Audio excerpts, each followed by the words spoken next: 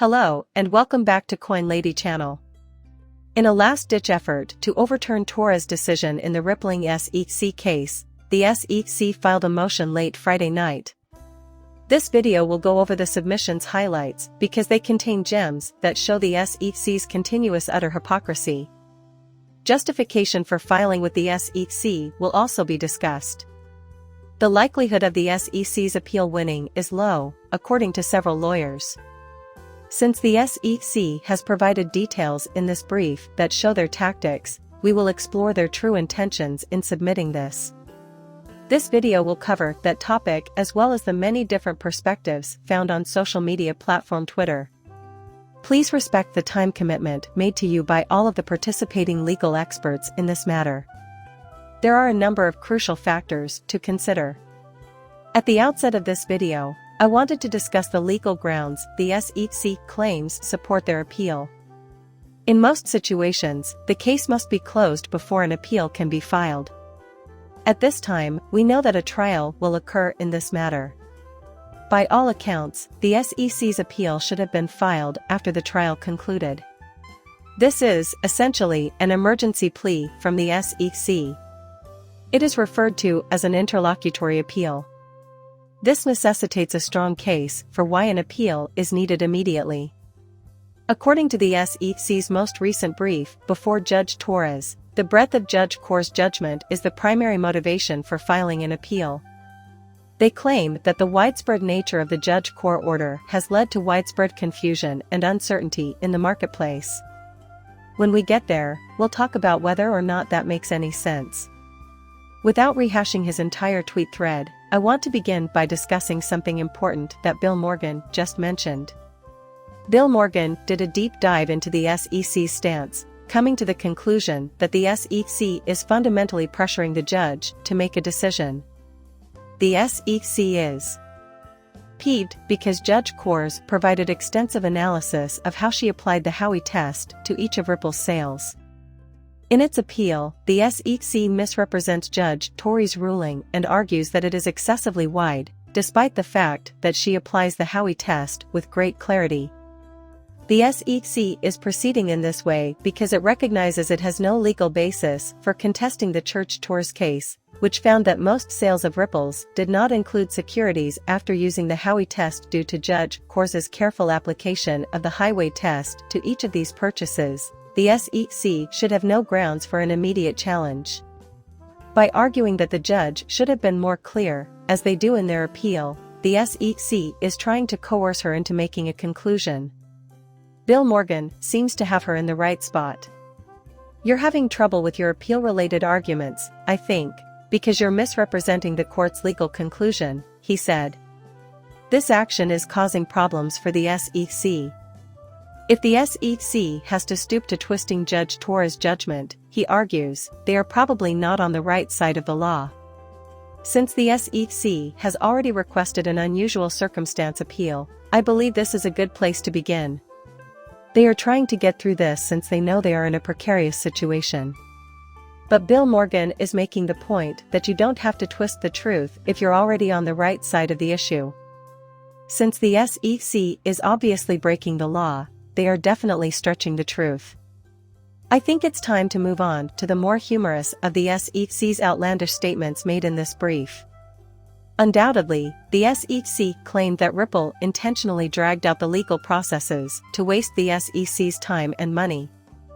This was the first charge leveled. The SEC claims that Ripple is trying to prolong the legal procedure so that it can continue selling XRP. We are cognizant of the SEC's pattern of delaying this matter. It's ironic that they're the ones delaying things by appealing this decision. So, this is among the most diametrically opposed claims ever presented. Again, this shows that the SEC is not as law-abiding as the court claimed it was. Why they bothered to include a brief is beyond me. Judge Torres will undoubtedly take note of this and look down on the organization as a result. They are acting completely narcissistically here, thinking that the court will side with them because they are the SEC. They think they can fool us with such statements, but we understand them perfectly well. This is currently a top trending story on Twitter. It was a bit out of control. You may recall that I mentioned at the opening of the film that the SEC has requested an urgent appeal because, according to them, Judge Torres's ruling has left the market vulnerable to uncertainty. However, Stewart immediately brings up what should be evident given the circumstances. He says the SEC chairman has been wrong for years when he says the rules are crystal clear, and now the chairman is yelling that an appeal is necessary to remedy the problems that aren't illegal. Essentially, the SEC has always maintained that all cryptocurrency companies must strictly adhere to the laws, and now that there is unexpected legal doubt surrounding cryptocurrencies, it is an essential emergency that they be authorized to appeal. Just a joke, really. That's if. A lot of the explanations that the SEC has given for this move aren't very convincing. Second, we made it crystal clear that the SEC shouldn't be allowed to appeal this, and that's what I want to emphasize. They are certainly breaking the law on most of these issues, especially given the way they have been presented to the market up until this point, and they are trying to appeal the ruling by twisting the language of Judge Torres.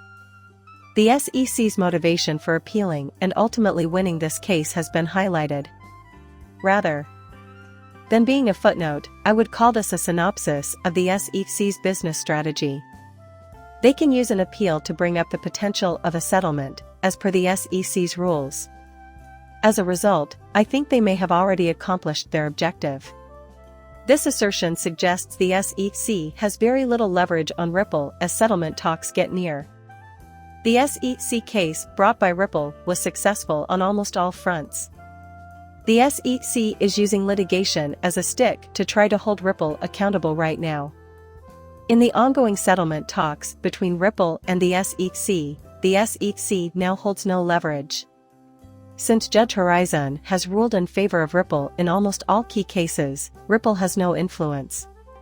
Therefore, the SEC needs something to recover its footing.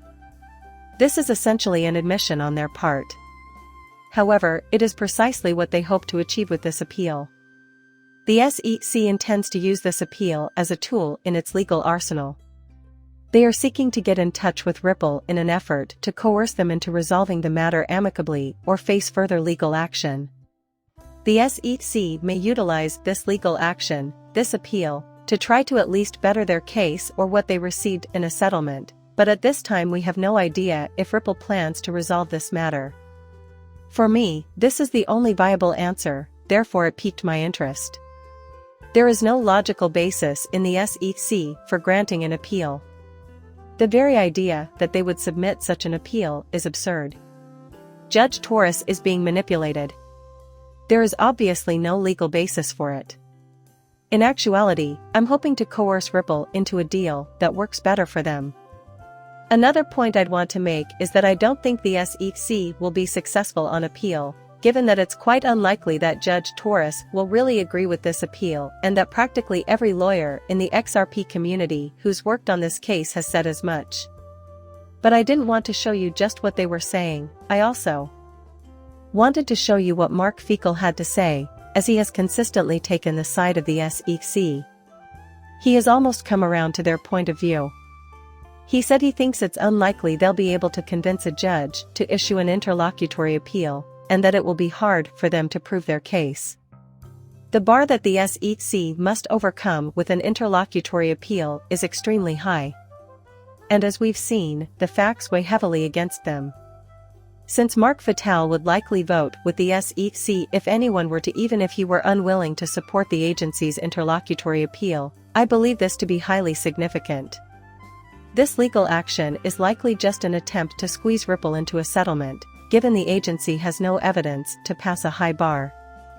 Just so you know, this will be investigated thoroughly by Judge Torres. If I can work this out, surely the lawyers of Twitter can too. Certainly, she will be able to see through the SEC's machinations. That is something I know for sure. And if I had to guess, I'd believe Judge Torres will toss the SEC's appeal and use the chance to clarify how the SEC's prior cases are not relevant.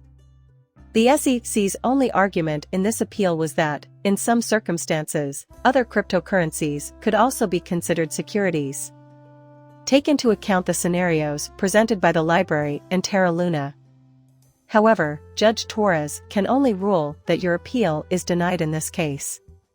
This is what sets XRP apart from other Terra Luna. This is of great importance. This is one of the biggest unknowns in the industry right now. And let me just say right now that if the SEC loses on this issue and the matter really goes to trial, the trial won't take place for another 1.5 to 2 years, and by that time, we'll probably have a very different SEC as well as a completely different SEC chair. Furthermore, by that time, XRP will have been transparent for at least 2 years. Therefore, there is now no opportunity for an appeal. In any event, I anticipate hearing about the judge's decision to deny the SEC's motion within the next month or two. From what I can tell right now, the SEC is doomed to fail. The SEC's move seemed like an attempt at a last-ditch settlement. I highly doubt that will accomplish anything. Despite this, it's fascinating to think about what the SEC could do if it had any power. Again, it's funny to watch the SEC acting hypocritically while following the rules. Anyway, gentlemen, thank you so much for coming today. I trust you enjoyed this bit of news. If you did, please leave a like and subscribe. See you soon, bye.